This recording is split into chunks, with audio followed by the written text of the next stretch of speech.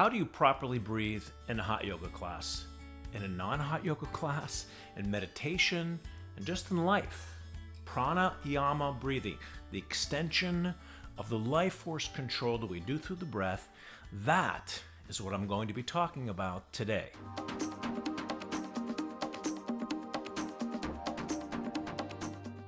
Hi, my name is Jimmy Barkan. I've been practicing yoga for over 40 years, teaching for almost 40 years, 39 years actually, and meditating since 1980. The breath, the pranayama, is such an important aspect of the practice, and I don't hear so many of my students not properly using the breath. So if you're new to this channel, please consider hitting the subscribe button, ring that little bell, and you get notified every time I post a new video, which is going to be once a week, on everything to do with yoga.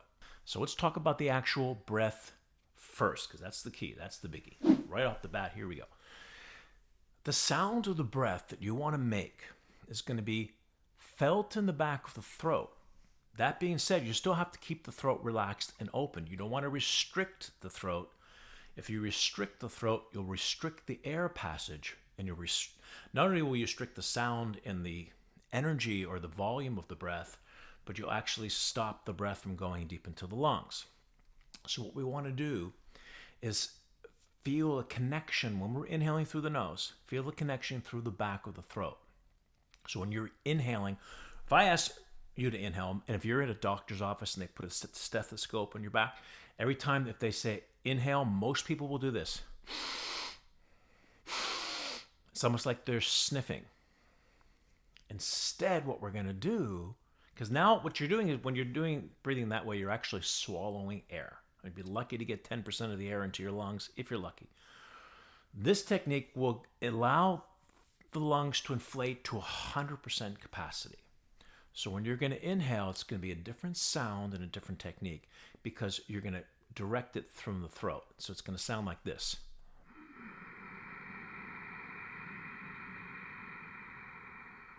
So how are you going to make that sound? Because that's key. Because that's how you want to start every single pose. That's how you want to empower yourself within your yoga postures. That's how you want to start your inhalation when you're doing any type of pranayama in meditation. That Ujjai sound.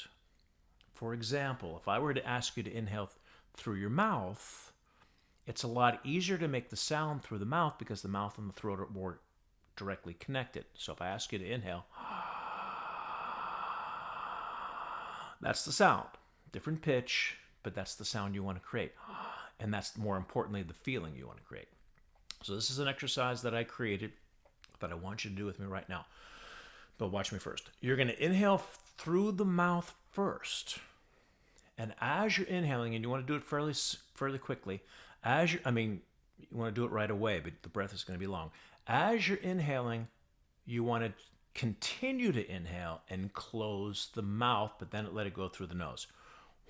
Watch me first. I'll show you what I mean. So you're going to inhale through the mouth. It's the same sensation. All I did was close the mouth, and I kept inhaling. That's the key. So watch it again.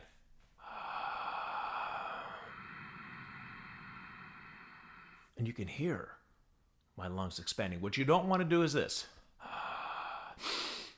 Because so actually I'm holding my hand here at my chest, so you don't want the chest to rise up.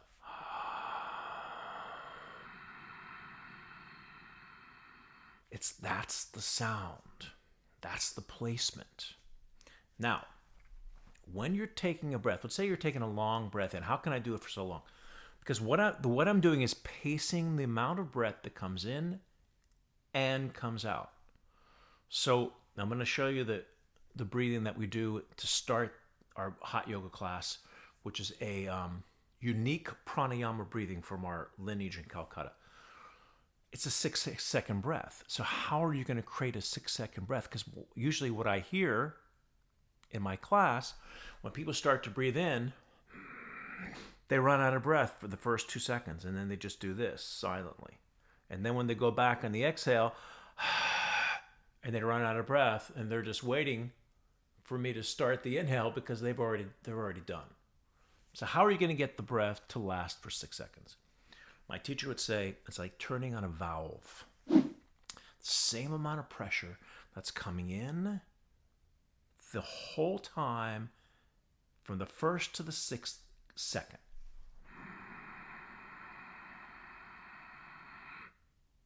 And on the exhale, I'm not taking it all in at once.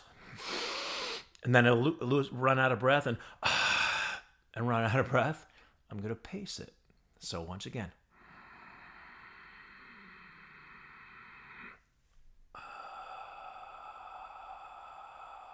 The reason why I'm exhaling through the mouth, because that's the breathing exercise that we do in the hot yoga room, Barkan method, and Bikram.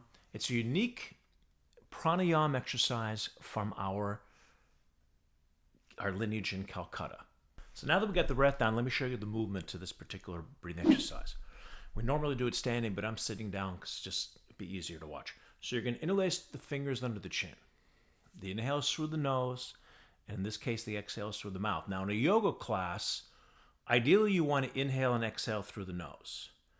But if you're short of breath, if you're asthmatic and you need taking a breath through the mouth, by all means do that. This is just the ideal. So I like to start, and this is the old days how my teacher did it too. I like to start on the exhale because you don't want to inhale. You're going to exhale, let the breath go. And then inhale, the chin comes down as the elbows come up. And on the exhale, the shoulders drop, elbows come high, and the palms come together. So like you're pushing the air out like the old bellows that they had in a fireplace. That's what the arms are doing. So here it is. Here's the movement. Chin comes down and the arms come up. I like to do a little lift at the end that helps to push the air deep into the bronchial sacs.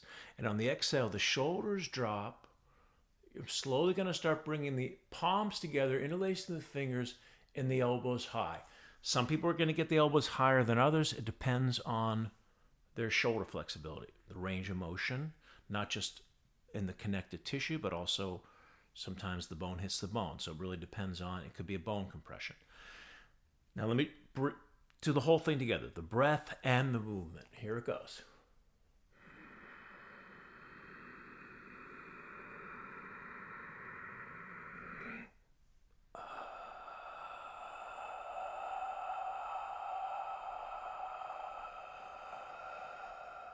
Now you notice that I didn't bring my head down right away and then my elbows came up, or I didn't bring my head back right away and my elbows come together, because that's what happens to a lot of people. I'll see in class they bring their head down and then they take 5 seconds to bring their arms up, or they bring their head back and they take 5 seconds to bring their arms together. You want the arms, the breath, and the head to all work at the same time, letting yourself take 6 seconds to complete the entire motion. So that's the breathing that we do at the beginning of our hot yoga class in Bikram and in Barkan. So now why is this breath so important? Because that's how you're empowering yourself. This is what I mean when I'm in my class, and I've been teaching for 40 years now, over 40 years, and I won't hear the sound that I want to hear. When we're doing a pose like, let's say, the bow pose, and it's not necessarily a hot yoga pose. That's a pose in many, many styles of yoga. You don't want to just grab the backs of your feet and come up. Or if you're doing a posture we call full locust, your arms are out to the side. You just don't come up into the pose, because now you're not inflating the lungs, you're not empowering yourself, you're not giving yourself the energy to maintain the position. And most likely you're going to have to come out of it sooner than later. What you want to do is the same placement of breath to start the pose. So when you're doing a pose like bow or full locust, before you start, let the breath go. Inhale. And then come up. Now, this is something that's different in the hot yoga room than it is when you're doing a non-hot yoga class. Notice I didn't say regular yoga class, because there's no such thing as regular yoga. There's no such thing as traditional yoga. There's just too many types of yoga for one to claim it's traditional. Everyone's traditional in their own right, and they have the right to be. So there's no traditional and there's no regular yoga. It's just different style, different approach. Why do we call it hot yoga, even though that could be a different video completely? In Calcutta, where our yoga comes from, where Paramahansa Yogananda, Vishnu Ghosh, Bikram, who brought this yoga to the West, it's 105 degrees in the summertime in Calcutta with 100% humidity. So all we're doing is simulating the conditions of Calcutta.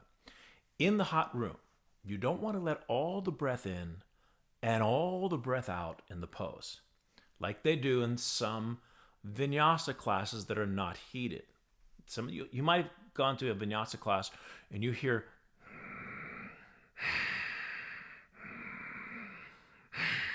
what they're doing is generating an internal heat.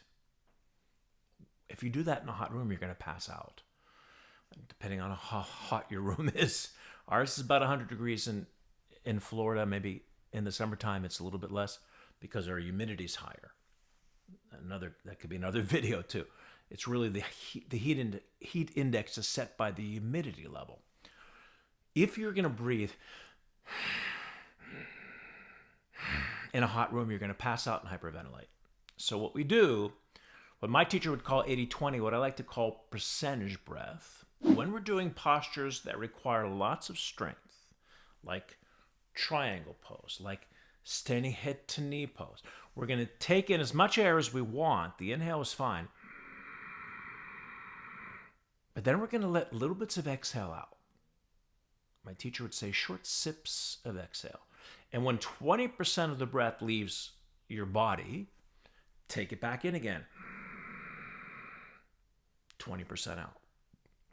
So how did I get so good at this breathing? How am I making it such a strong sound? Just practice, just over time. When I'm meditating, it's the same sound. When I'm sitting in my meditation, and when we do spinal pranayama, and there's another video that I have on spinal pranayama. When I'm taking the breath in, it's the same sound. And that's how I'm able to lengthen the breath. And as we lengthen the breath, we slow the heart rate, and we start to slow the mind, the chattering of the mind. This pranayama exercise, pranayama doesn't mean breath control. You might see that in the dictionary. You might read that even in a yoga book. It says pranayama, breath control. My guru, who's Paramahansa Yogananda, my Bikram's teacher, or Param guru, Param is the guru's guru, he would say, and he would be very adamant about it, prana is not breath. Prana is the life force that we control through the breath. So it's the life force control. Prana is the life force control. I'm in the extension, ayama, the extension of the life force energy through the breath. We lengthen the breath. We lengthen and slow the heart rate. It will transform your life. It will transform your practice. Definitely transform your meditation.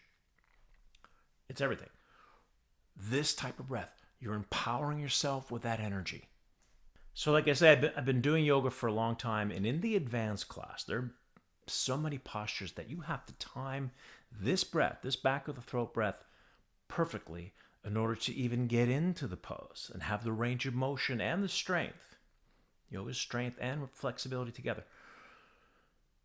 Otherwise, it's not going to happen. That's why when I look at my students or listen to my students and I don't hear, we talked about this today in class, don't hear the proper placement. I mean, they're just coming up out of the pose or coming into a pose. You have to have the support and foundation of the breath, and that's going to make all the difference. So pranayama, the back of the throat, Ujjai sound, not only for in your hot yoga class or your non-hot yoga class and in meditation, but in life, will empower you and enrich you on your yogic path or sadhana.